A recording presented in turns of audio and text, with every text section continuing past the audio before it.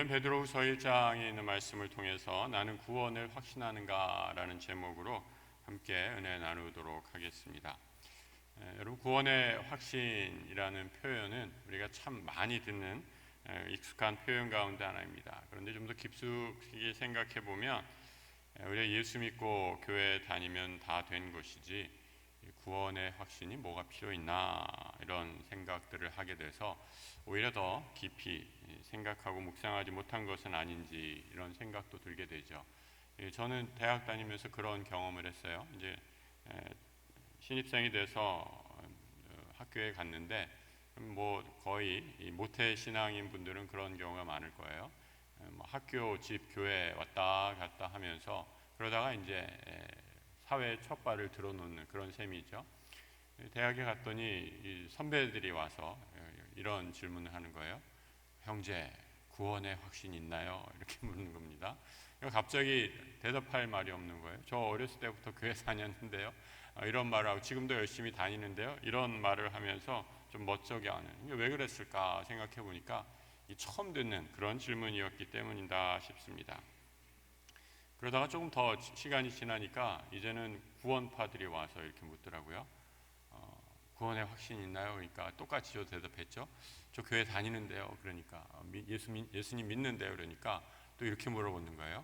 그러면 몇 월, 며칠, 몇 시에 구원 받았나요? 이렇게 물으니까 갑자기 더 내가 언제 몇 월, 며칠, 몇 시에 이런 구원의 확신을 갖고 살았지라는 생각이 드니까 막상 대답할 말이 없어서 더 헷갈리는 것입니다. 모태신앙이라고 하면서 잘 믿고 교회 다녔는데 구원의 확신이 있느냐, 또 구원의 확신이 있다면 언제, 몇 날, 몇 시에 그런 구원의 확신을 가졌는지 얘기해보라 라는 그 질문이 오히려 이 구원의 확신을 다 사라져 버리게 만드는 그런 질문이 아니었나, 그런 느낌이 마저 들었습니다.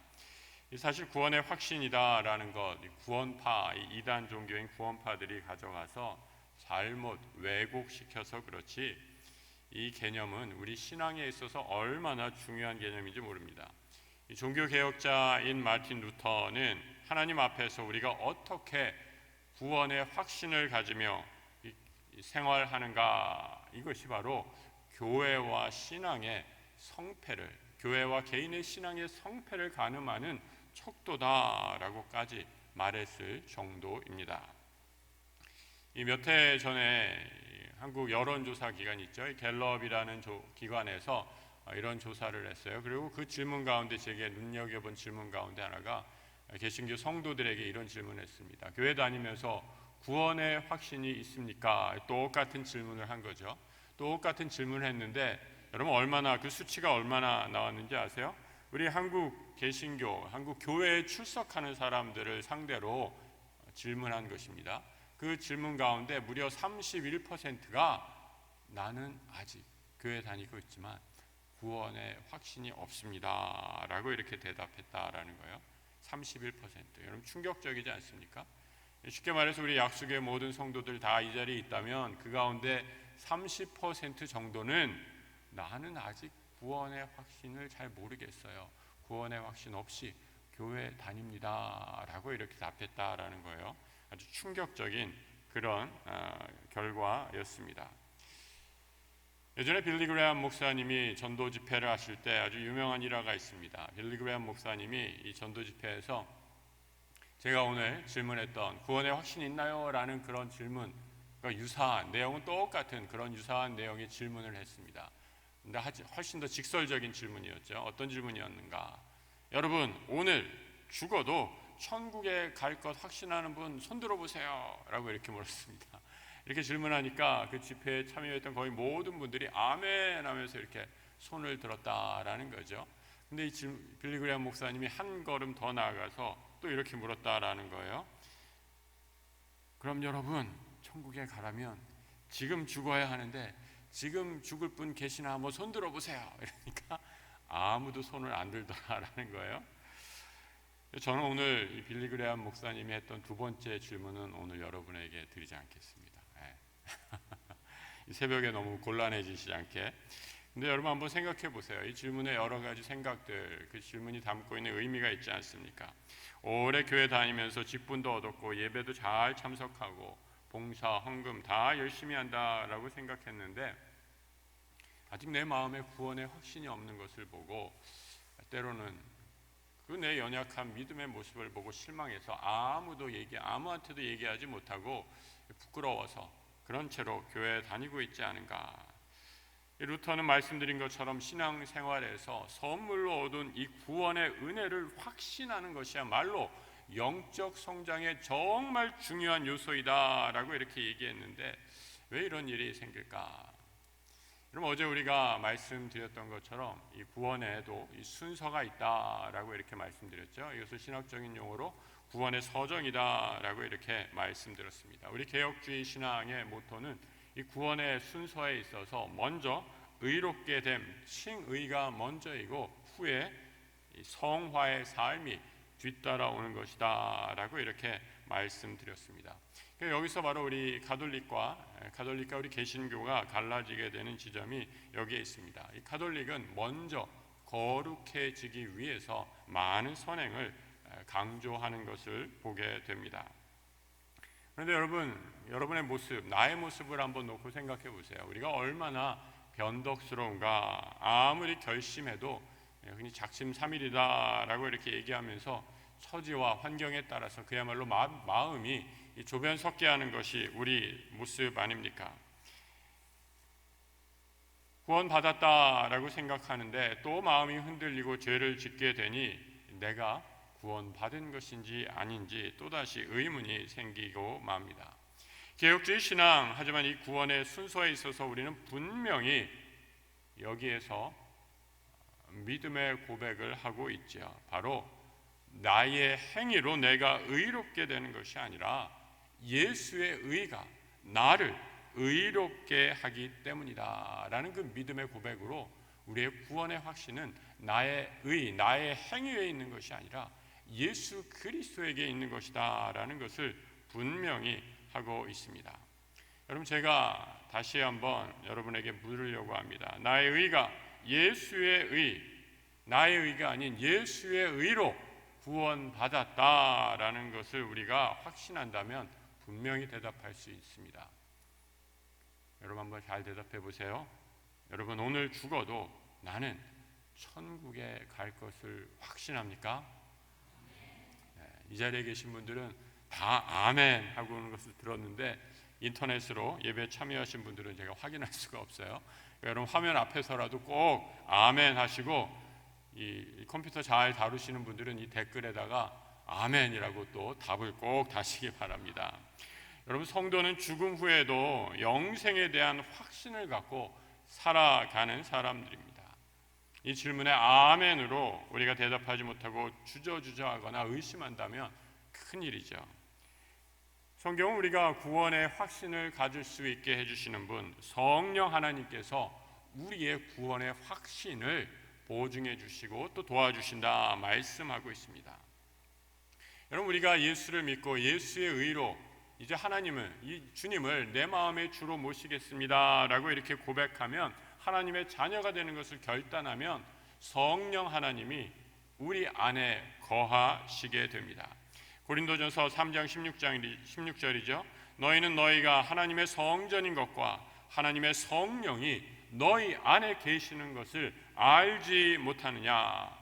바울은 우리 안에 성령이 함께 하시고 그 몸이 거룩한 성전인 것을 모르고 왜 구원의 확신에 흔들려 악을 행하기를 일삼느냐라는 고린도 교회 교우들을 책망하면서 이렇게 반문하고 있는 거죠.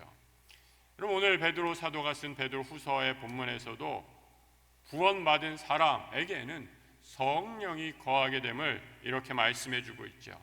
그의 신기한 능력으로 생명과 경건에 속한 모든 것을 우리에게 주셨으니 이는 자기의 영광과 덕으로서 우리를 부르신 이를 알므로 말미암음이라. 이로써 그 보배롭고 지극히 큰 약속을 우리에게 주사 이 약속으로 말미암아 너희가 정욕 때문에 세상에서 썩어질 것을 피하여 신성한 성품에 참여하는 자가 되게 하려 하셨다라고 말씀하고 있습니다. 성령 하나님께서 우리 안에 거하시는 것, 성령의 내주하심 이렇게 표현하죠. 성령 하나님 우리 안에 확실히 믿으면, 여러분 우리의 믿음이 약해지면 성령이 나가셨다가 우리의 믿음이 좀 강해지는 것 같으면 성령이 다시 들어오시고 이렇게 들락날락하는 분이 아니다라는 겁니다. 우리가 예수 믿고 결단하는 순간 성령 하나님은 절대로 떠나시지 않고 우리와 함께 하신다라는 거죠. 우리 빌립보서 1장에서는 이렇게 말하고 있습니다. 너희 안에 착한 일을 시작하신 이가 그리스도 예수의 날까지 이루실 줄을 우리가 확신하노라. 무슨 말씀이에요? 성령 하나님 우리와 함께 하셔서 우리를 거룩한 삶으로 언제까지?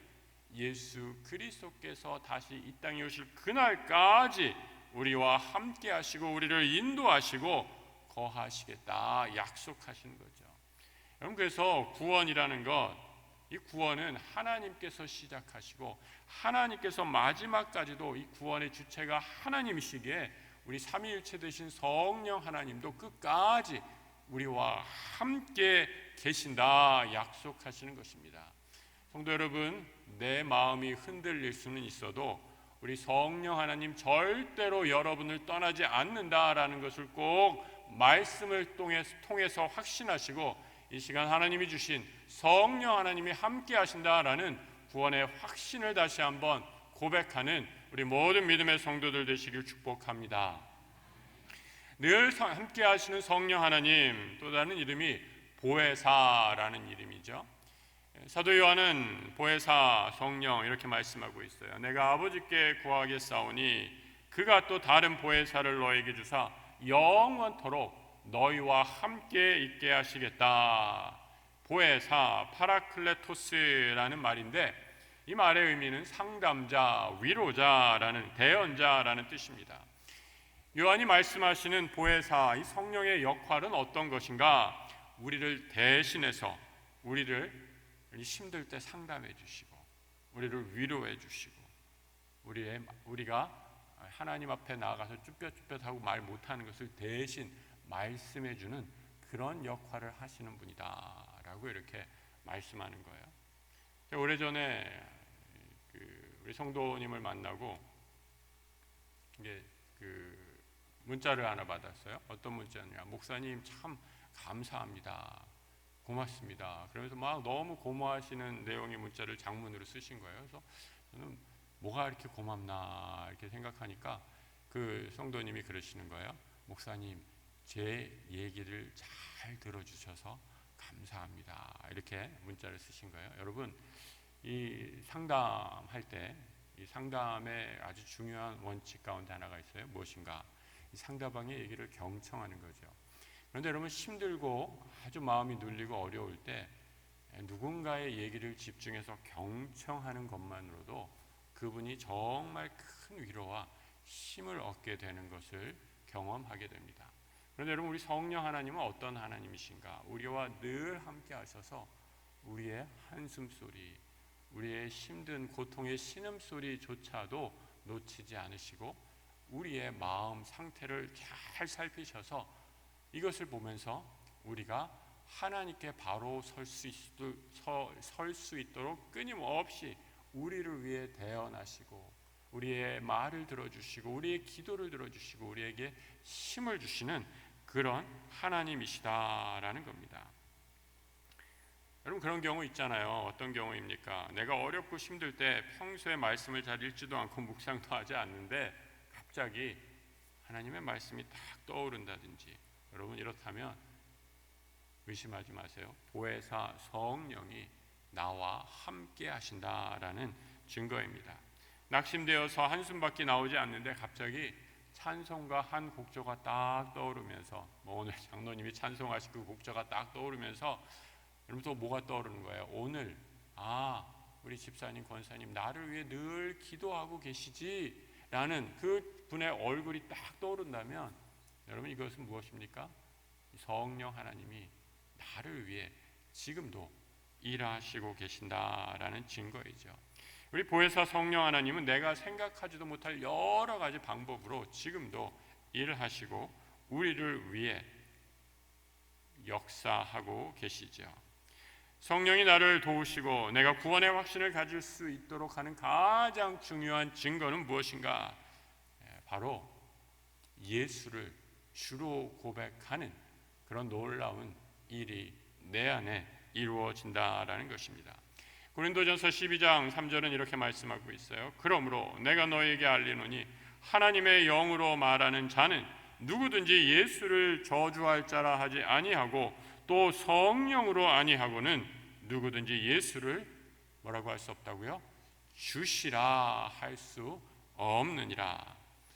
여러분, 우리 오늘 이 시간 함께 예배하시는 모든 분들, 여러분 예수를 주님이시다, 주라라고 이렇게 고백하고 있지 않습니까? 아멘 하시죠? 여러분, 그러면 내 안에 성령이 거하신다라는 가장 확실한 증거입니다. 어떻게 예수를 주로 고백할 수 있겠습니까? 여러분, 세상에서는 이런 일이 불가능하죠.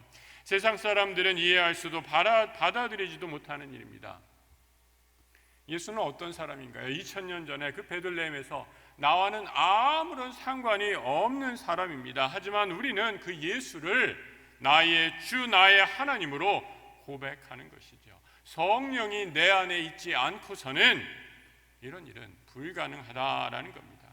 우리는 육신의 몸으로 오신 아기 예수가 세상이 이미 창조되기 전부터 하나님과 함께 계셨고 완전한 인간의 몸으로 성육신하셔서 내 죄를 사해 주신 분임을 믿고 고백합니다. 어떻게 이런 일이 가능합니까? 성령 하나님이 내 안에 계셔서 예수 그리스도의 사역을 깨닫지 않게 하고는 이런 일이 불가능하다라는 겁니다. 그리고 예수께서 마침내 십자가에 달려 죽으시고 부활하셔서 사망 권세를 이기시고 지금도 하나님 우편의 보좌에 앉아 계셔서 온 우주를 다스리고 계시는 주, 그분이심을 성령이 깨닫지 않게 하시고서는 예수를 주라 고백하는 것이 불가능하다라는 말씀이죠. 오늘 본문에서는 또 하나 성령이 내 안에 거하시면 성령 하나님의 거룩한 성품이 우리 안에 새록새록 올라온다, 피어난다. 이것을 성경에서는 열매 맺는다 이렇게 표현하고 있습니다. 5절과 7절의 말씀입니다. 그러므로 너희가 더욱 힘써 너희 믿음의 덕을, 덕의 지식을, 지식의 절제를, 절제의 인내를, 인내의 경건을, 경건의 형제 우애를, 형제 우애의 사랑을 더하라. 여러분, 이 구절을 볼 때마다 저는 이 고린도전서 13장의 성령의 열매 부분이 많이 생각나는데, 이 성령의 열매 부분은 우리 오늘 이제 특세 마지막 날에 또 한번 다루기로 할 테니까요. 오늘의 여기에서는 그냥 여러분 오늘 기도의 제목으로만 삼았으면 좋겠다라는 생각이 듭니다.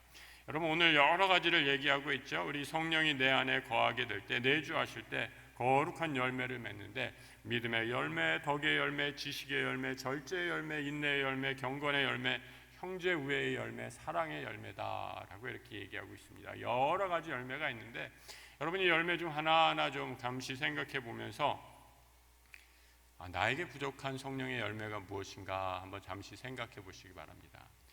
어떤 분에게는 급히 이렇게 화를 내고 좀 기다리지 못한다라는 성격이 있는 분들은 인내라는 열매가 필요하겠죠. 또 급한 성격을 갖고 있는 분들, 욕심을 자제하지 못하는 분들은 절제의 열매가 필요하겠죠. 미워하는 사람이 있는데 용서하지 못하게 되면 사랑의 열매가 필요하겠죠. 여러분이 부족한 그것을 놓고 오늘 기도하시는 이 시간 되시기 바랍니다. 하나님, 내게 부족한 성품이 이것이네요. 성령 하나님 내 안에 계시니 이 성품을 하늘의 문을 여셔서 물 붓듯이 불 붓듯이 부어 주십시오라고 기도하시는 오늘 이 아침 되시기 바랍니다. 베드로는 이런 거룩한 열매를 우리가 사모하지 못하는 이유 8절에서 이렇게 말하고 있습니다. 너희로 우리 주 예수 그리스도를 알기에 게으르지 않고 열매 없는 자가 되지 않게 하련다라고 말씀하고 있죠. 여러분, 왜 우리가 열매 맺지 못한다라는 거예요? 예수에 대해 게으르면, 예수를 아는 열심에 게을러지게 되면 아무런 열매를 맺지 못한다라고 이렇게 경고하고 있습니다. 성도 여러분, 여기서 우리가 꼭 주목해야 할 것, 잘 알아야 될 건 무엇이냐? 구원의 확신이라는 것. 여러분, 구원의 확신은 가만히 있으면 저절로 점점 이렇게 차오르는 것이 아니다라는 겁니다. 구원의 확신은 우리가 힘쓰고 노력해야 한다라는 거죠. 이런 경건의 훈련, 이런 구원의 확신을 위해 노력하기 가장 좋은 장소로 주신 곳이 여러분 어디겠어요? 바로 믿음의 공동체인 교회입니다. 그래서 어거스틴은 이런 말을 했죠. 교회를 신앙의 어머니로 여기지 않는 사람은 하나님을 아버지로 부를 수 없다라고까지 했습니다. 여러분, 우리가 교회를 그리스도의 몸, 예수는 교회의 머리다라고 말씀합니다. 바로 그리스도의 몸인 교회를 통해 우리는 성령이 허락하신 성령의 열매를 풍성히 맺을 수 있습니다. 또한 성령의 열매는 그리스도의 몸인 교회를 위해 허락하신 하늘의 축복입니다. 여러분, 교회에서 내 안에 계신 성령님께 기도하다 보면 하나님께서 성령의 열매들을 많이 허락해 주시죠. 왜 그 열매들을 허락해 주시는가? 바로 교회 공동체, 그리스도의 몸인 교회 공동체를 온전히 세우기 위함입니다. 바울은 이를 가리켜 성령의 열매를 또 성령의 은사다라고 이렇게 얘기하는데, 여러분, 교회를 섬기다 보면요 정말 많은 성령의 은사들이 생기는 것을 경험하게 됩니다.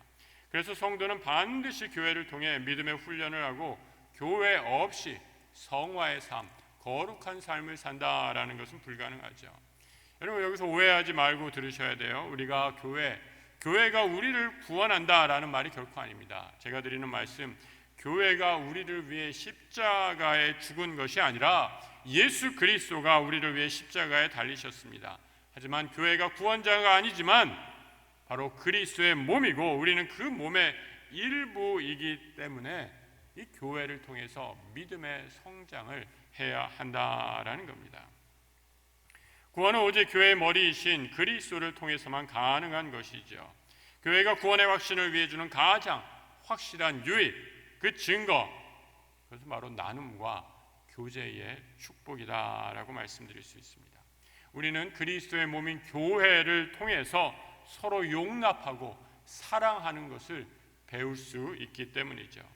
요한일서 3장 14절의 말씀, 우리는 형제를 사랑함으로 사망에서 옮겨 생명으로 들어간 줄을 알거니와 사랑하지 아니하는 자는 사망에 머물러 있느니라.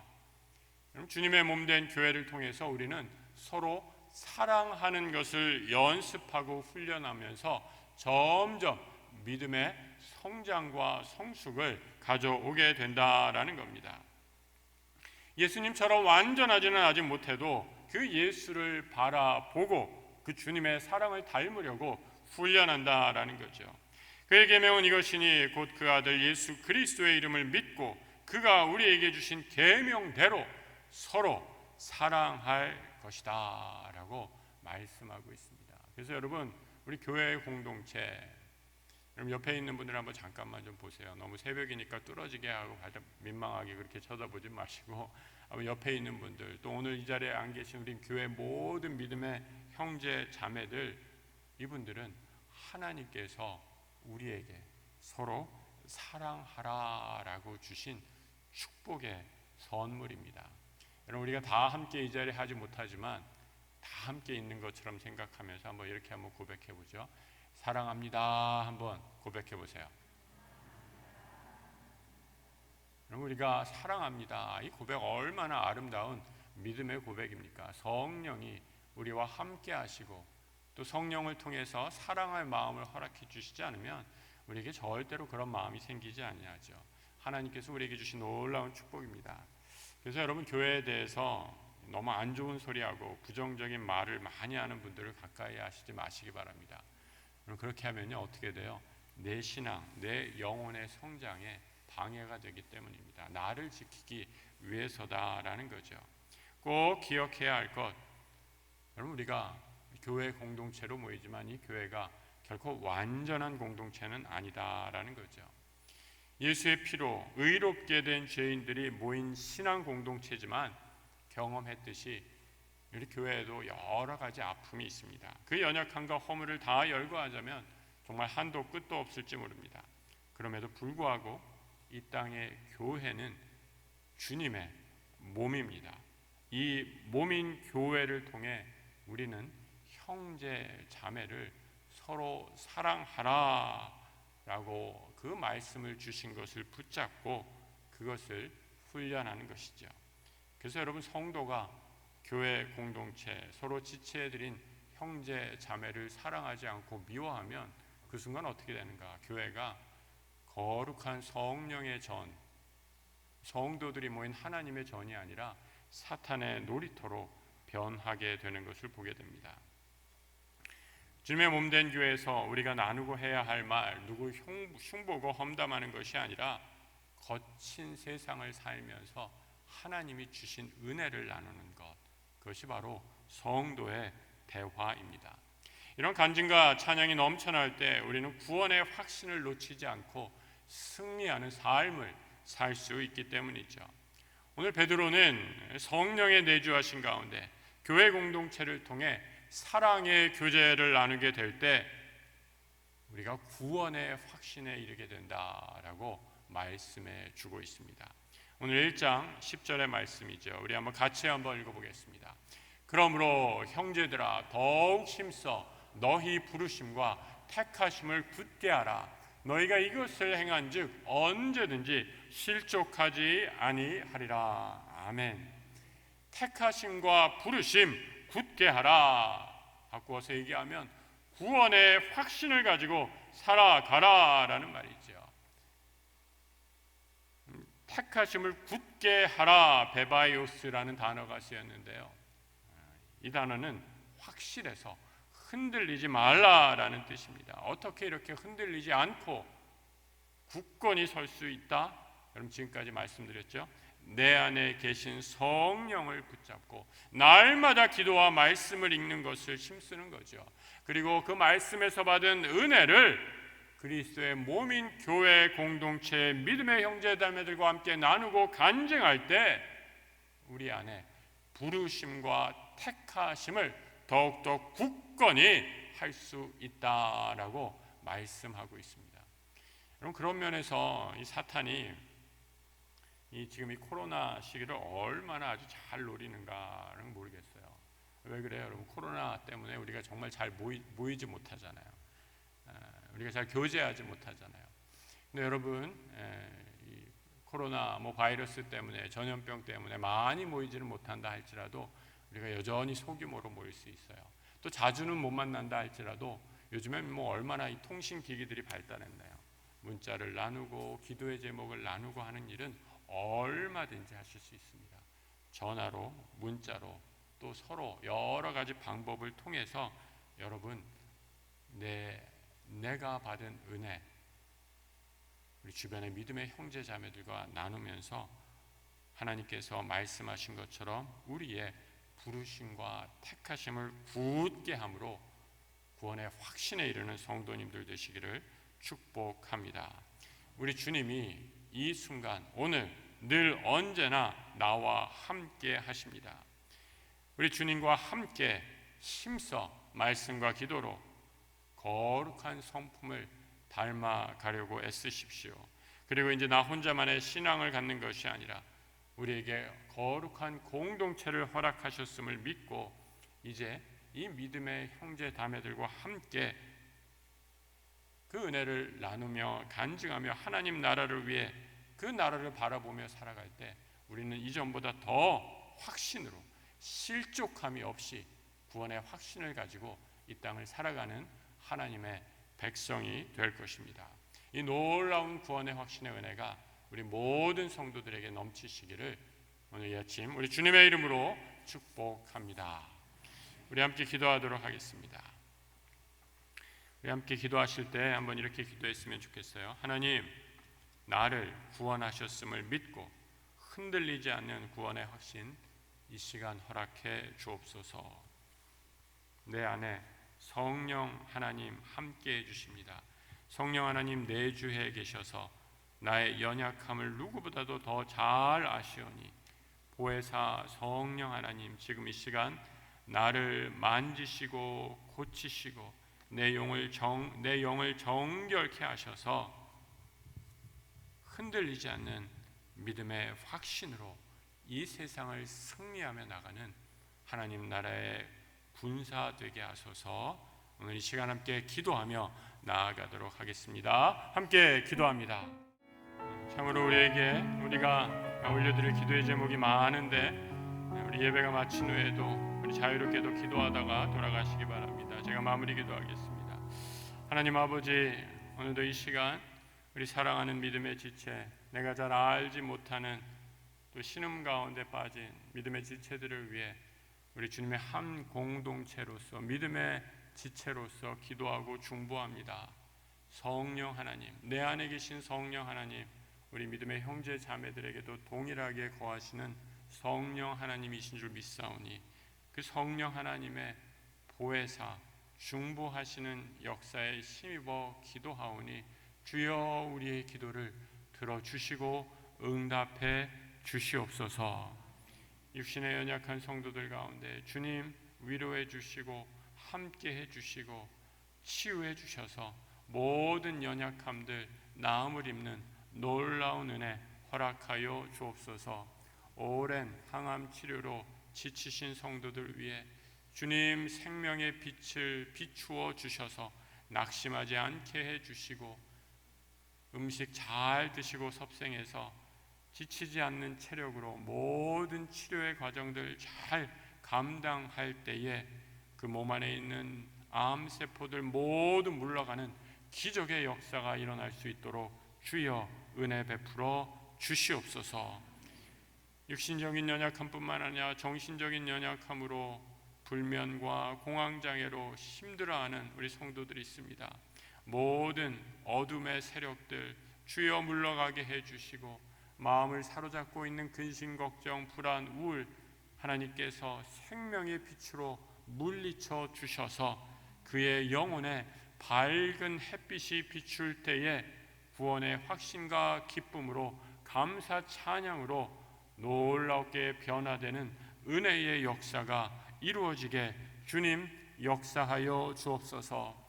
우리 자녀들을 위해 기도합니다. 우리 자녀들 강건하게 하여 주시고 배움의 과정 중에 있는 자녀들 건강 허락해 주시고 입시와 취업을 위해 기도하고 있는 자녀들 하나님 그 길이 형통하게 열릴 수 있도록 은혜 베풀어 주시며 아버지 결혼을 앞두고 또 배우자를 놓고 기도하는 자녀들 위해 하나님께서 예비해 주신 귀한 짝을 만나 믿음의 가정 세울 수 있는 축복 허락해 주시옵소서. 하나님 힘들고 어려운 가운데서도 우리 약수의 모든 성도들의 일터와 직장 그 가정에 평강의 평강으로 붙들어 주셔서 흔들리지 않는 믿음의 반석 위에 아버지 하나님 주님과 함께 동행하는 귀한 믿음의 일터 가정 될 수 있도록 축복해 주옵소서.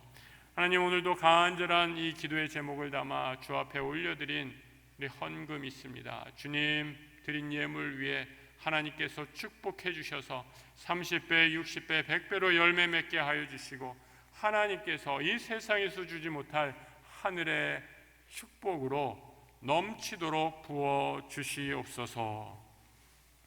지금은 우리 주 예수 그리스도의 은혜와 우리 하나님 아버지의 크고도 놀라우신 사랑하심과 성령님 우리와 동행하심이 성령 하나님께서 내 안에 계심을 확신하며 우리 믿음의 공동체에서 서로 그 은혜와 사랑을 간증하며 구원의 확신으로 더욱더 믿음의 길 걸어갈 것을 다짐하는 흩어진 우리 모든 약수의 믿음의 공동체 위에 지금부터 영원토록 함께 하시기를 간절히 축원하옵나이다. 아멘.